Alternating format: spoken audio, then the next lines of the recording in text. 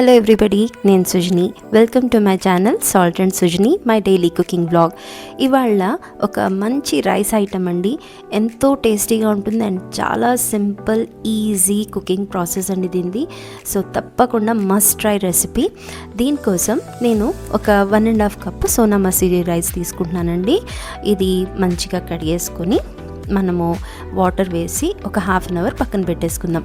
ఇంట్లో ఎటువంటి కాయగూరలు లేదు, ఒంట్లో ఎటువంటి ఓపిక లేదన్నప్పుడు టేస్టీగా వేడివేడిగా ఏమైనా చేసుకొని తినాలంటే ఇది బెస్ట్ ఆప్షన్ అండి. Believe me, must try recipe. దీనికోసము కుక్కర్ తీసుకుంటున్నాను. దాంట్లో ఒక 2 టేబుల్ స్పూన్స్ అంతా పల్లి నూనె, 1 టేబుల్ స్పూను షాజీరా. ఇది మస్ట్గా వేయాల్సిందండి. షాజీరా కంపల్సరీ వేయాలి, ఎందుకంటే దీంట్లో ఇంక వేరే ఏమేమి వేస్తలేం మనం తాలింపు దినుసులు. ఇంకా 1/2 టీ స్పూన్ అంతా ఇంగువ వేసాను అంతే. షాజీరా దయచేసి కొంచెం ఎక్కువే వేసుకోండి. ఆ తర్వాత 2 మీడియం సైజులో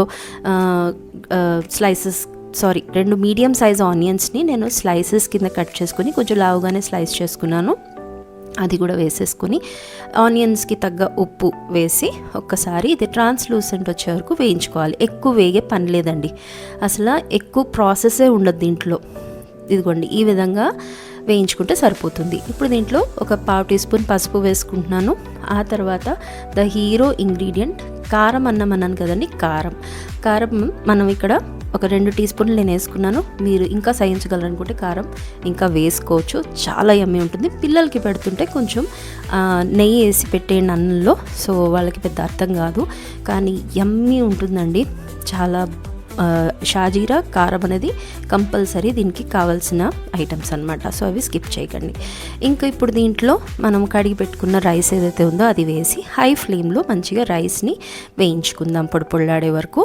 ఆ తర్వాత నేను ఇక్కడ 1.5 కప్ రైస్ తీసుకున్నాను కదా, దానికి డబుల్ క్వాంటిటీ అంటే 3 కప్స్ ఆఫ్ వాటర్ వేసేసుకుని దీన్ని మంచిగా ఒకసారి కలిపేసుకుందాం. ఇదే టైంలో కొంచెం ఉప్పు అవసరం పడుతుంది, మీరు దానికి తగ్గట్టు ఉప్పు వేసుకోండి. అలాగే సన్నగా తరిగిన కొత్తిమీర కూడా ఇదే టైంలో వేసేసుకోవాలండి. అంతే. హై ఫ్లేమ్లో మూత పెట్టేసి హై ఫ్లేమ్లో ఒక 2 విజిల్స్ ఇచ్చారంటే మీకు ఈ కారం అన్నం రెడీ అయిపోతుంది. హార్డ్లీ మొత్తం ప్రాసెస్ అంతా మీకు 15 మినిట్స్లో అయిపోతుందండి. ముందే దసరా సెలవులు నడుస్తున్నాయి, పిల్లలు ఇంట్లో ఉంటారు, వేడిగా వాళ్ళు ఒక్క మెతుకు కూడా వదలకుండా తినేస్తారన్న గ్యారంటీ నాది. వేడిగా పెట్టారంటే భలే యమ్మీగా ఉంటుంది. అండ్ మనకు కూడా కిచెన్లో ఎక్కువ టైం స్పెండ్ చేసే అవసరం లేదు. తప్పకుండా ట్రై చేయండి. ఓకే, సో నా ఛానల్ని ప్లీజ్ సబ్స్క్రైబ్ చేసుకోండి. నా వీడియోస్ నచ్చితే లైక్ చేయండి, మీ ఫ్రెండ్స్ అండ్ ఫ్యామిలీతో షేర్ చేయండి. Thank you for watching.